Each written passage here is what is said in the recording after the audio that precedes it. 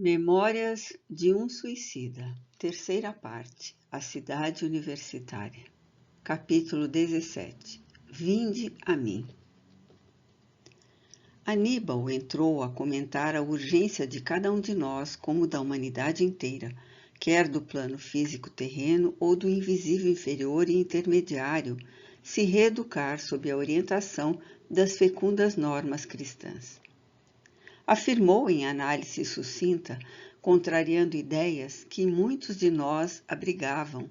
não existir misticismo supersticioso nem fatos miraculosos e anormais na epopeia magnífica do cristianismo. Epopeia que não se limitava do presépio de Belém ao drama do Calvário, mas que se estendia das esferas de luz às sombras da terra, perenemente, em lances patéticos, positivos, sublimes, a que só a cegueira da ignorância deixa de apreciar devidamente. Ao contrário disso, o cristianismo, doutrina universal, cuja origem se fixa nas próprias leis sempiternas, possuía bases práticas por excelência, trazendo por finalidade a recuperação moral do homem para si mesmo e a sociedade em que for chamado a viver no seu longo carreiro evolutivo, com vistas ao engrandecimento da humanidade perante as leis sábias do Criador. Lembrou que os homens terrenos projetaram sombras sobre os ensinamentos do Mestre Excelso, envolvendo-os em complexos calamitosos por empanar-lhes o brilho da essência primitiva com inovações e atavios próprios da inferioridade pessoal de cada um, desfigurando, destarte, a verdade de que são os mesmos ensinamentos o expoente máximo. Asseverou com veemência impressionante, da qual não julgaríamos capaz um adolescente, que só os magnos e altruísticos conhecimentos das doutrinas educativas exposta pelo excelso catedrático Jesus de Nazaré, permitiriam a nós outros, como a humanidade, ensejo a reabilitação imprescindível, preparando-nos para a aquisição de uma nova e elevada moral para a sanidade de ações capazes de levarem a alvorecer em nossos míseros corações horizontes vastíssimos de ressurgimento pessoal e coletivo, de progresso legítimo, na escala de ascensão para a vida abundante da imortalidade. Que doutos, sábios, gênios que fôssemos, de nada nos aproveitariam tão lustrosos cabedais se ignorantes continuássemos das normas da moral do Cristo de Deus, em cuja aplicação reside a glória da felicidade eterna, uma vez que sabedoria sem amor e sem fraternidade tem suas fictícias glórias apenas no seio das sociedades terrenas. Participou-nos, em seguida, de sua primeira aula. Consistiria na apresentação de sua personalidade a nós outros, seus discípulos. Que necessário seria que o conhecêssemos intimamente, a fim de que seus exemplos nos estimulassem na senda espinhosa em que seríamos chamados a solver vultuosos débitos. Porquanto, será sempre de boa pedagogia que o mentor apresente seus próprios exemplos aos alunos, a quem inicie, e também para que aprendêssemos a amá-lo, a nele confiar, tornando-nos seus amigos, considerando-o bastante digno de ser ouvido e acatado. Que pudéssemos, em primeira análise, observar nele próprio os efeitos imarcessíveis de um caráter reedificado pelo amor do bom pastor, redimido pelos preceitos que deveríamos, por nossa vez, conhecer para nos reerguermos das sombras da impiedade em que jazíamos, pois a verdade era que desconhecíamos totalmente o cristianismo, legado pelo Mestre Nazareno. Não éramos cristãos, senão adversários do Cristo, ovelhas rebeladas, que, em verdade, não conheciam seu pastor. Então, o jovem Aníbal contou-nos a sua vida. Não apenas a existência última, testemunhada em terras da Itália durante os ominosos dias da Idade Média, mas as variadas migrações terrenas no giro evolutivo que lhe fora próprio, seus deslizes como espírito em marcha, que também é as lutas pela redenção, frente ao sacrifício e as lágrimas das reparações, os impulsos para o bem, os incansáveis labores que lhe trouxeram os méritos nas inspirações do vero arrependimento pelo tempo perdido. Labores sempre crescentes, cada vez mais árduos, assim também os aprendizados realizados durante a erraticidade, tarefas e missões no plano astral como no material, a fim de provar a eficiência dos progressos adquiridos. Seu devotamento a Jesus Nazareno, a quem se ligara pelas ardências de uma paixão que nada mais poderia ensombrar ou arrefecer. No entanto, era com assombro que ouvíamos as palavras de Aníbal, traduzidas em imagens e cenas, a se refletirem na tela miraculosa que lhe ficava junto. Assim foi que, enquanto falava, a realidade de suas transmigrações terrenas espirituais se reproduziam. Ali, com tão verídica nitidez que nos julgaríamos coparticipantes de seus através das idades ressuscitadas, dos repositórios secretos dos seus pensamentos, pois alta sugestão sobre nós exercida dominava nossas faculdades, ligando-as à vontade do mentor e dos seus cômpares ali presentes, e levando-nos a olvidar de que não passávamos de meros alunos que recebiam a introdução à primeira aula. Positivamente mais real, mais completo e sugestivo do que o cinematógrafo dos dias vigentes, mais convincente que as cenas teatrais que tanto absorvem e arrebatam o observador, porque era a vida em si mesma, natural, humana, realmente vivida. O retrospecto do pensamento de Aníbal ia passando gradativamente pela tela, enquanto nem mesmo desta nos lembrávamos, pois não a distinguíamos, senão os fatos empolgantes que se decalcariam em nossas mentes, quais estímulos para futuras tentativas. Quando cessou o dramático desfile, o belo instrutor adolescente surgia ao nosso entendimento como um ser amado, de quem nunca mais nos desejaríamos apartar. Fora, por assim dizer, um consórcio de nossas almas com a sua, o que se verificara por meio das exposições feitas, porquanto a mais viva atração afetiva nos impelia para ele, correspondendo assim os nossos sentimentos, os seus nobres e fraternos desejos. Não obstante, observando nossa confusão, pois surpreendia-nos o fato para a explicação do qual não trouxéramos conhecimentos suficientes no acervo dos cabedais intelectuais até então adquiridos, falou ainda o lente, suspendendo em seguida os trabalhos por aquele dia.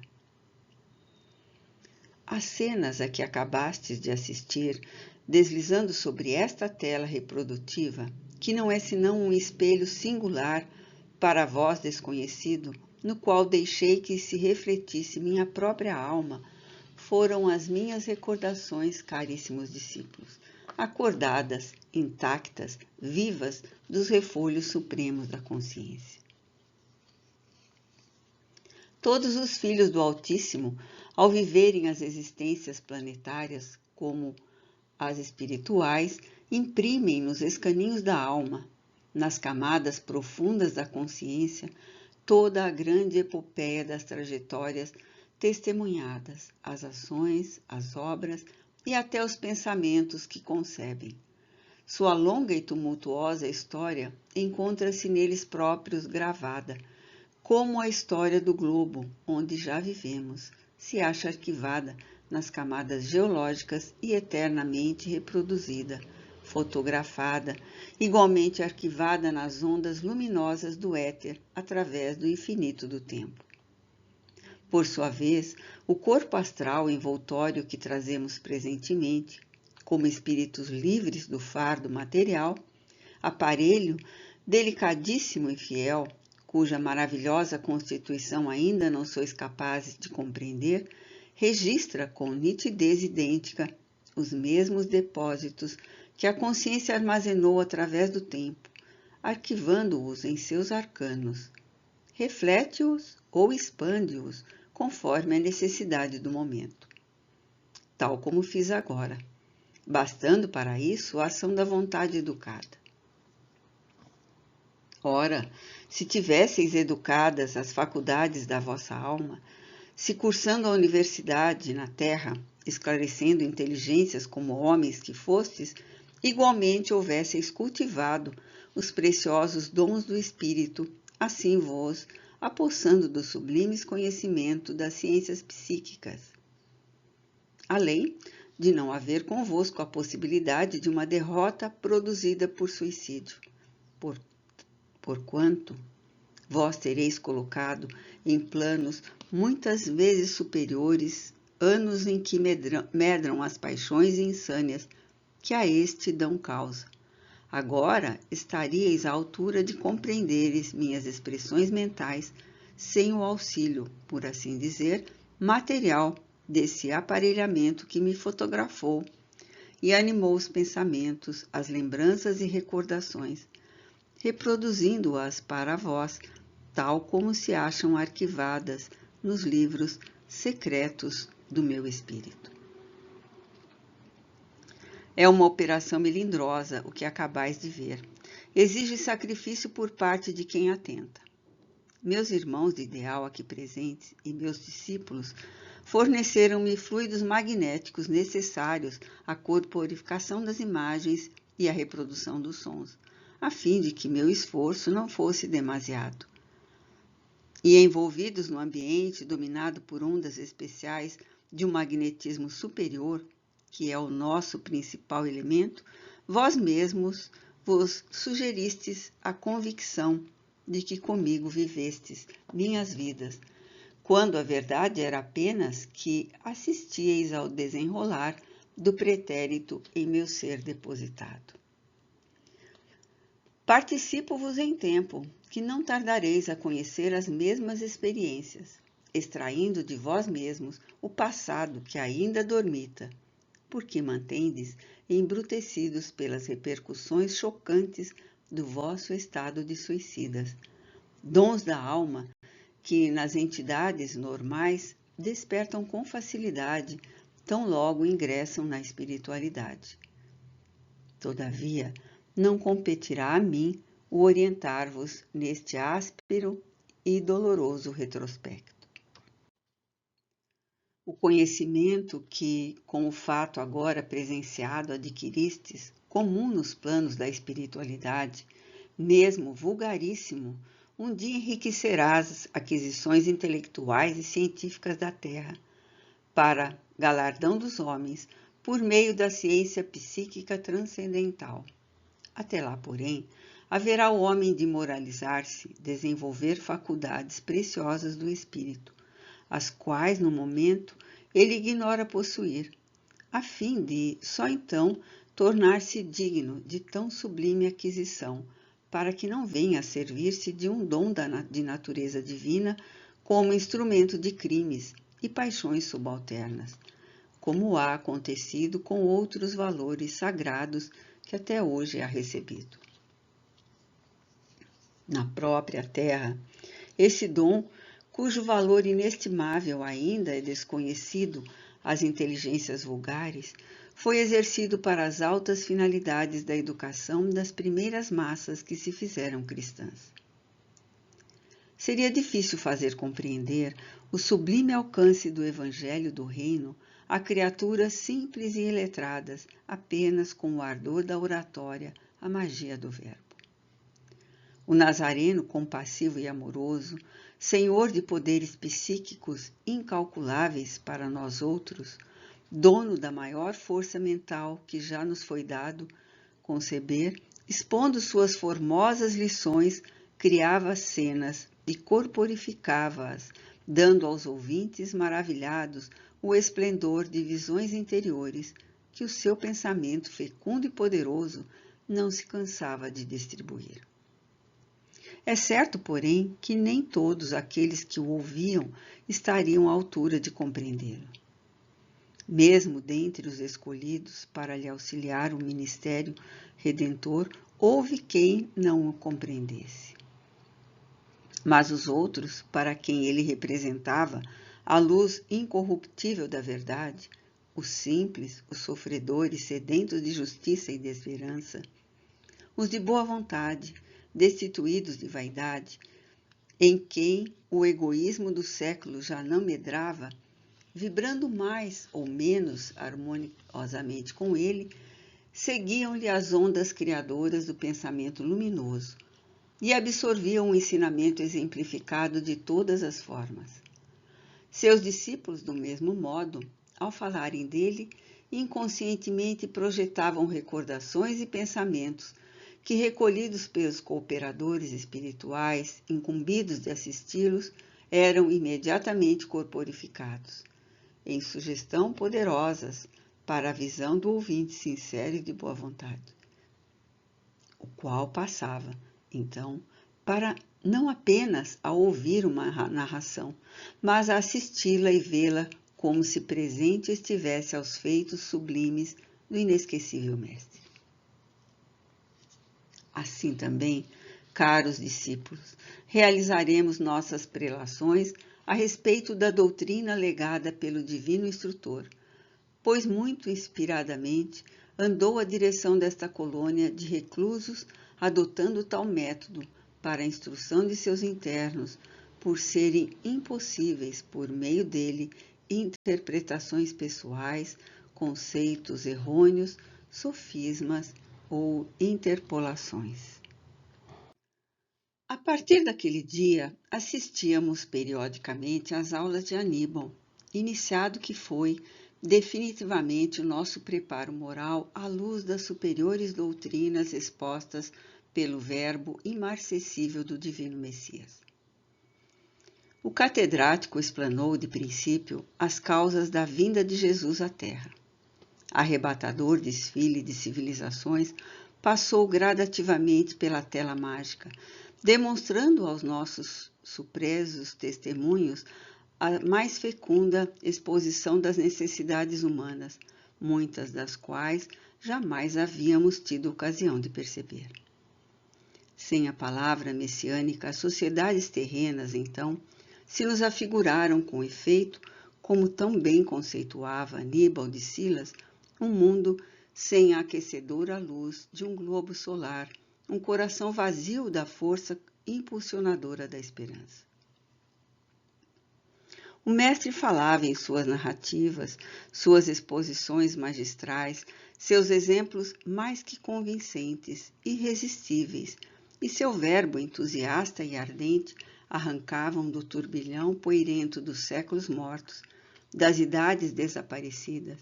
e até dos momentos contemporâneos, imagens e cenas, motivos reais, exemplos coletivos ou individuais, que, sob o calor magnético da sua superior vontade, associada de seus pares, se humanizavam diante de nós, levando-nos a examiná-los e estudá-los sob o critério elucidativo de suas orientações.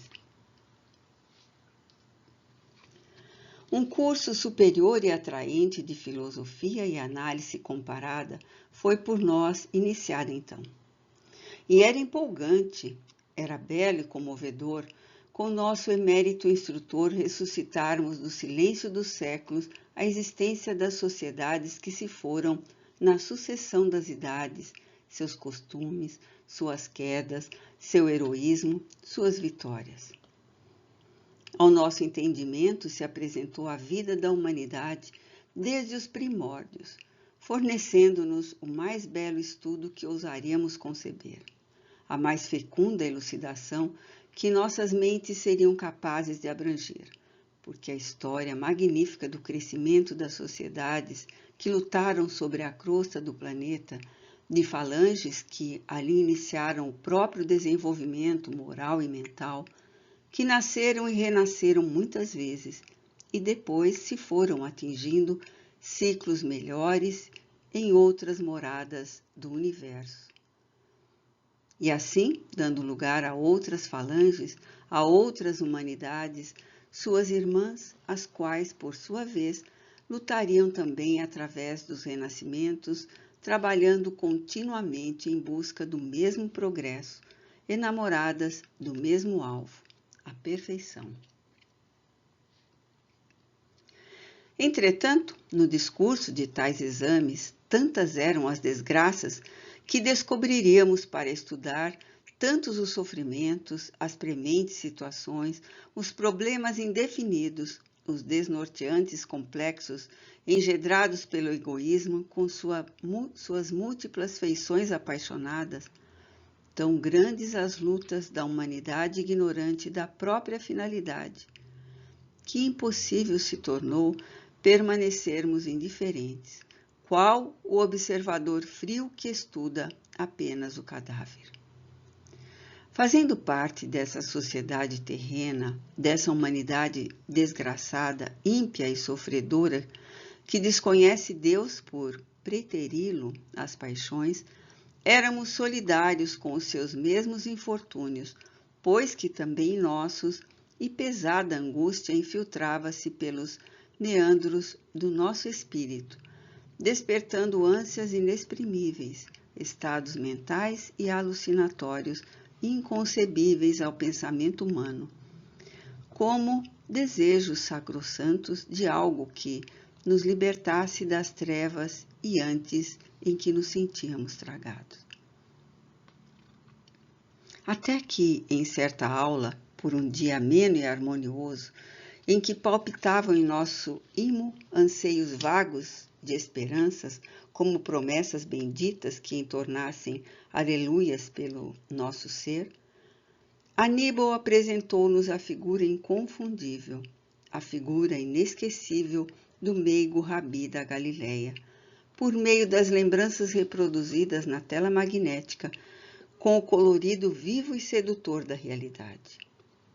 Então, a epopeia augusta do cristianismo, desde a manjedoura humilde de Belém, transformada em berço celeste, desenvolveu-se magistralmente em estudos fecundos para o nosso entendimento, que começou a soletrar só então a palavra sacrossanta da redenção. As cenas descritas pelo expositor, que tão bem conhecera a época do advento da Boa Nova do Reino de Deus, mostravam circunstanciadamente, com clareza impressionante, as prédicas inesquecíveis do divino mensageiro. Os discursos sugestivos, animados pelo colorido vivo dos quadros citados. As lições resplandecentes da mais elevada e pura moral, lançada aos ares da Judéia humilde e oprimida, mas ecoadas pelos recantos mais longínquos do mundo quais convites amistosos que perenes a regeneração dos costumes para o reino do verdadeiro bem, pelos amorosos de confraternização pessoal e social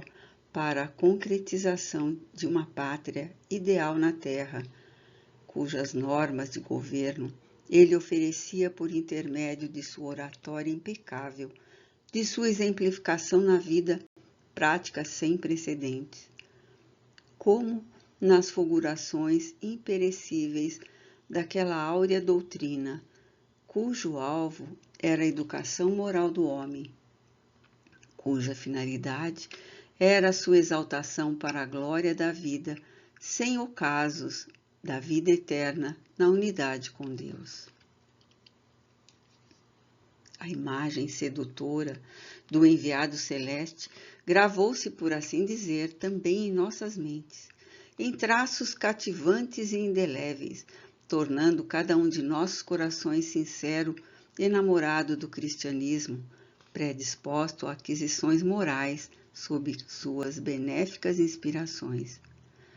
Pois, enquanto Aníbal narrava fatos, relembrando passagens enternecedoras, enquanto a sua palavra vibrava em ondas sonoras de comentários férteis, extraindo essências de ensinamentos capitais para nossa iluminação, víamos os cenários que serviam à ação magnificente do grande mestre. Ao mesmo tempo que sua figura inconfundível dominava a expressão, exercendo o apostolado sublime. Tínhamos a impressão convincente de o estarmos ouvindo proferir o Sermão da Montanha, enquanto as aragens perfumosas que ondulavam docemente no cimo da colina lhe faziam esvoaçar o manto, desalinhando-lhe os cabelos. De outra vez, era às margens do Tiberíades, era em Genezaré, pelas cidades da Judéia ou pelas aldeias pobres da Galiléia, como se o seguíssemos também, fazendo parte daquela massa de povo ávido de suas palavras consolatórias, de seus favores dulcíssimos. E por toda a parte, em conversação com partidários amigos ou discípulos, no templo, explicando aos exegetas da época as regras áureas da Boa Nova que trazia, ou curando, favorecendo, protegendo, consolando, exaltando, educando, ensinando, redimindo. Aníbal nos levava a ouvi-lo e aprender, com ele mesmo, os caminhos para nossa urgente reabilitação. Fazia-o, porém, Aníbal pacientemente, tecendo comentários, qual o professor emérito, cioso da clareza das teses expostas para a boa compreensão dos alunos. Assim foi que fomos informados de que não apenas a terra recebera as alvíceras da Boa Nova por meio de sua palavra de bondade e redenção, mas também o astral inferior fora visitado por sua presença, visto possuir ele poder bastante para em qualquer local se apresentar, tornando-se visível como lhe aprouvesse. E uma vez que se tratava de local onde os infortúnios e as calamidades de ordem moral são incontestavelmente mais intensos e profundos que os do planeta, ali também comparecia, convertendo espíritos que havia séculos permaneciam nas trevas da ignorância ou no declive do ostracismo, tal como na terra, convertia homens, a todos estendendo mão fraterna e redentora. Igualmente nos dizia que o mundo terreno desconhece grande parte dos ensinamentos por ele trazidos, pois que destruídos foram muitos aspectos verdadeiramente feéricos da verdade divina por ele exposta, rejeitados que foram pela má-fé ou pela ignorância presunçosa dos homens. Mas que, no entanto, soara o momento em que sua doutrina grandiosa seria devidamente alçada para o conhecimento de todas as camadas sociais. Para isso, a terceira revelação de Deus aos homens era já fornecida à humanidade em nome do Redentor. E nós mesmos, que éramos espíritos, estávamos convidados a colaborar nesse empolgante movimento chefiado pelo Mestre, procurando falar com os homens a fim de revelar-lhes estas coisas todas, porquanto a chamada terceira revelação, mas não era do que um intercâmbio ostensivo, minucioso de ideias entre os espíritos e a humanidade, subordinado aos ditames da ciência universal como da moral excelente do próprio Cristo de Deus. Depois, ao findar o drama do Calvário, conhecemos as pelejas ardentes dos discípulos pela difusão do testamento regenerador do Mestre, o martírio dos humildes e abnegados cristãos, inspirados sempre pela força imanente da fé, e a reforma consequente dos indivíduos que se submetiam àqueles princípios regeneradores e educativos. Estudamos, analisamos e investigamos tudo quanto fora possível a nossa mentalidade suportar a respeito da doutrina de Jesus Nazareno. Muitos tomos, complexos, delicados, precisaríamos escrever para que pudéssemos dar contas ao leitor da profundidade e extensão dessa incomparável doutrina, que tem origem no próprio pensamento divino, e que, sendo a lei mesma estatuída pelo Criador em todas as coisas, um dia envolverá em suas imperecíveis fulgurações todos os setores das sociedades terrestres e espirituais.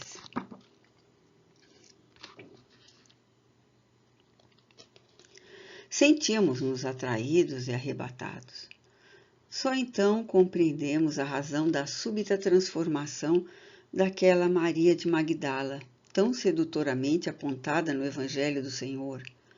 daquele Saulo de Tarso, vaso escolhido do Mestre Celeste. E os que dantes nos pareciam mito, lendas imaginosas de orientais místicos, avultou-se em nosso entendimento como fato lógico e irresistível, que não poderia deixar de existir tal como se deu as tradições narraram. Apresentado à nossa compreensão assim, naturalmente, com singeleza, desataviado dos mistérios com que os homens teimam em ofuscar-lhe a grandeza,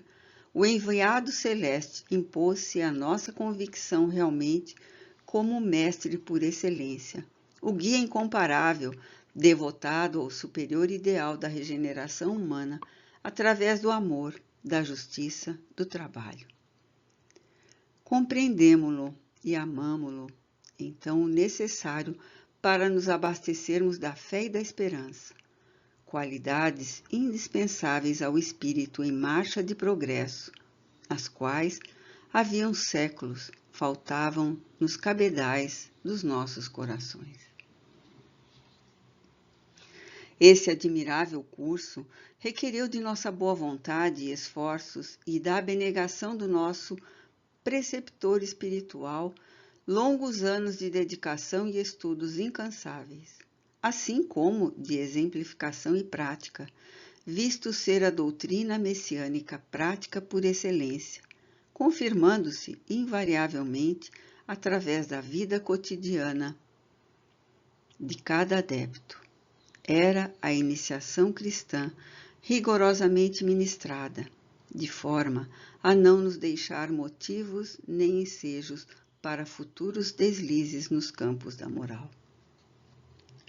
Mas a caminhada figurava-se árdua, demasiadamente longa para muitos de nossos cômpares, os quais se deixavam turbar frente ao labor espinhoso e constante que se tornaria imprescindível desenvolver. Todavia, chegáramos a uma época de nossa existência de espíritos em que já não era possível estacionar, vergados sob as crenas do desânimo. Reagíamos contra as ameaças da fraqueza, da angústia feraz que nos rondava, compreendendo que urgia prosseguir a despeito do infinito de lutas que acenavam nas dobras do porvir, enquanto a protetora voz da consciência nos advertia de que, com o lente magnífico de Nazaré, adquiriríamos cabedais justos para a jornada que se delineava ao nosso pávido entendimento de delinquentes arrependidos. Vinde a mim, vós que sofreis, e eu vos aliviarei.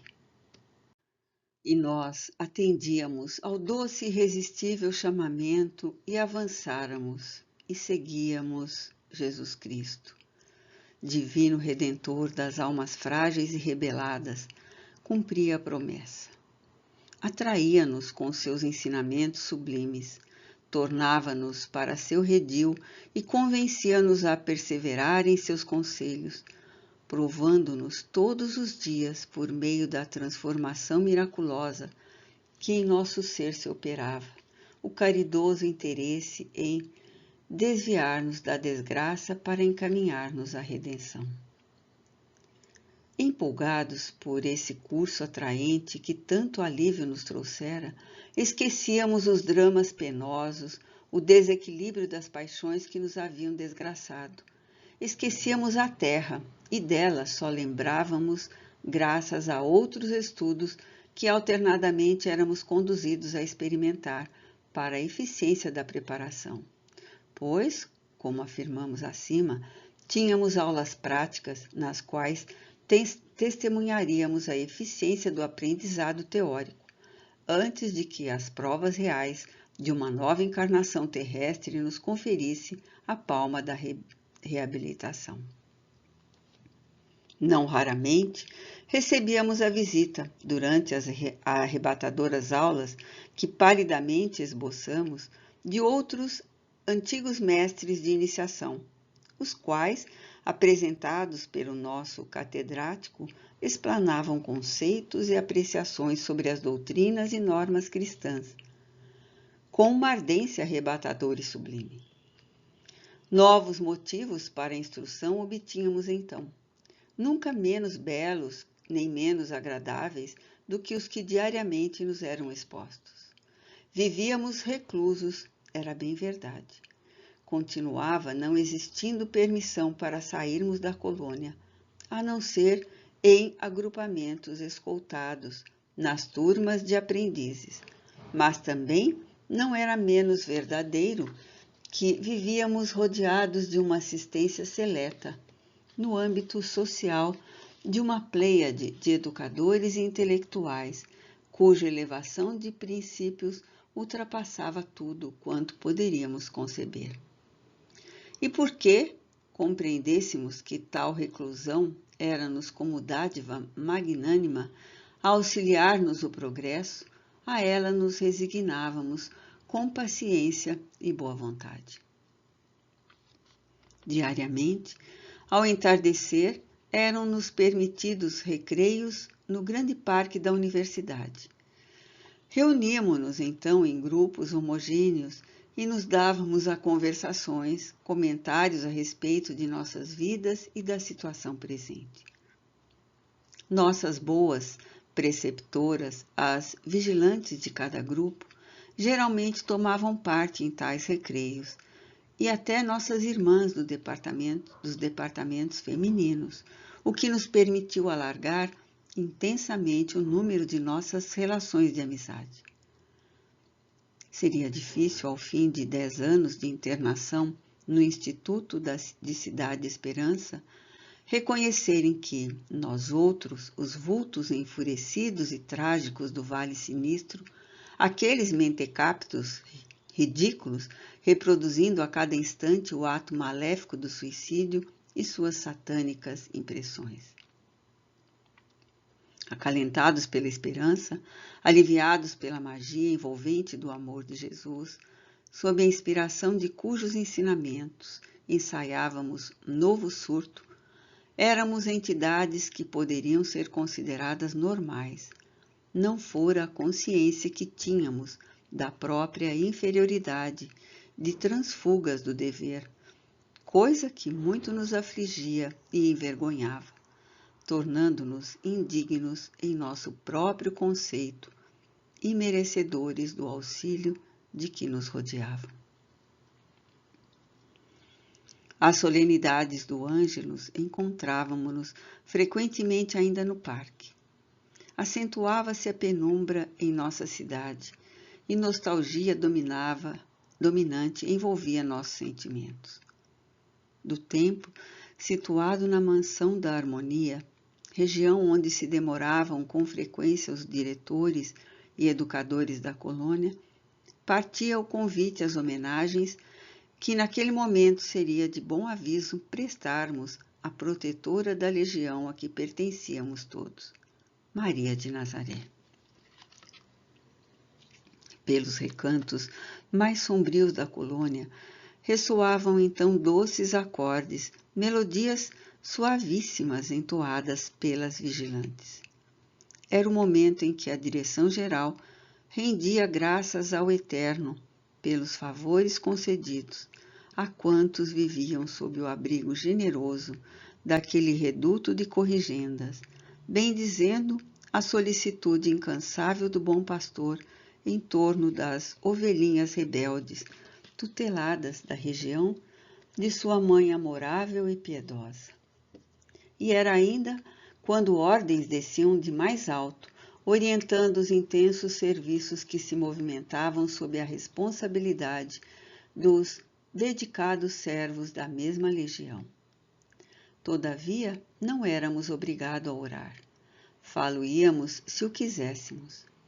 Em Cidade de Esperança, porém, jamais tivéramos conhecimento de que algum aprendiz ou interno recusasse agradecer ao mestre Nazareno ou à sua mãe boníssima, por entre lágrimas de sincera gratidão, as mercês recebidas do seu inapreciável amparo. A blandícia daquela oração, cuja simplicidade só igualava sua própria excelsitude, despertava em nossas mentes as mais ternas recordações da existência. Revíamos, levados pelo império de gratas sugestões, os doces, saudosos dias da infância, os vultos carinhosos de nossas mães, ensinando-nos a mimosa saudação do arcanjo à Virgem de Nazaré e as palavras inolvidáveis de Gabriel, ungidas de veneração e respeito, repercutiam nas profundidades do nosso eu, tocadas do saudoso sabor do desvelo materno que,